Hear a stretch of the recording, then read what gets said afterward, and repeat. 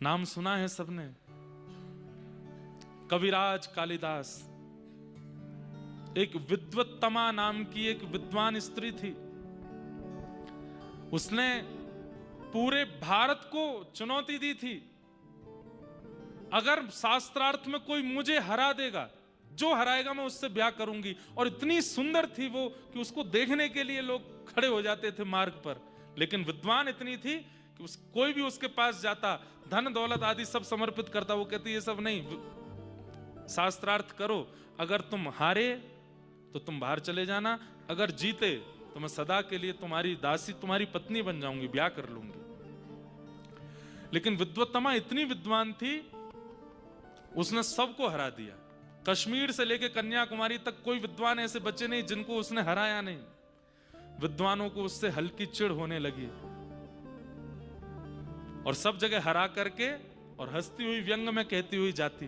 अच्छा, उसका एक नियम और था कि वो जिस नगर में जाके जिन विद्वानों को हराती, वहां के विद्वानों को कह देती अब मैं अगली बार जब आऊंगी तो तुम सब मेरे सामने हाथ जोड़ करके खड़े रहोगे, मेरे चरणों की वंदना करोगे, पूजा करोगे। ऐसा ऐसा उसने नियम बना रखा था। बड़े बड़े विद्वानों को हरा दिया। विद्वानों ने सोचा अगर इसका ब्याह किसी महामूर्ख से हो जाए तो ही हमको शांति मिलेगी। अब तो इसका ब्याह किसी महामूर्ख से होना चाहिए। ढूंढो, मूर्ख नहीं, महामूर्ख, बिल्कुल बुद्धि से ऐसा हो कि बस कैसे भी कर। बोले ब्याह होगा कैसे? बोले वो होगा कैसे भगवान जाने, हम तो रोज आराधना करेंगे, इसका ब्याह ऐसे से ही हो। इतने ब्राह्मणों का हृदय दुखाया इसने। ब्राह्मण निकल पड़े ढूंढने के लिए कि कहां मिलेगा हमको ऐसा बेगला आदमी।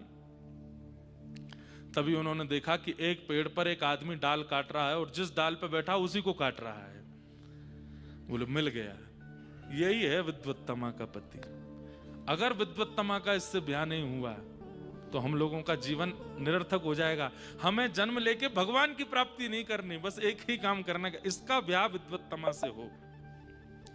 उस आदमी को पकड़ करके ले गए और विद्वत्तमा को पत्र लिख करके भेजा कि एक बहुत बड़ा विद्वान मिला है,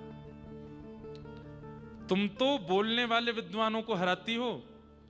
इस विद्वान का नियम है, इसके इशारों को पहले समझ करके अगर तुमने हरा दिया तो ये बात करेगा, नहीं तो इशारों में ही बात करता है, बोलेगा नहीं। बहुत बड़ा विद्वान है, पहले इशारे करेगा, उस इशारे में अगर तुम जीत गई तो तुमसे बात करेगा।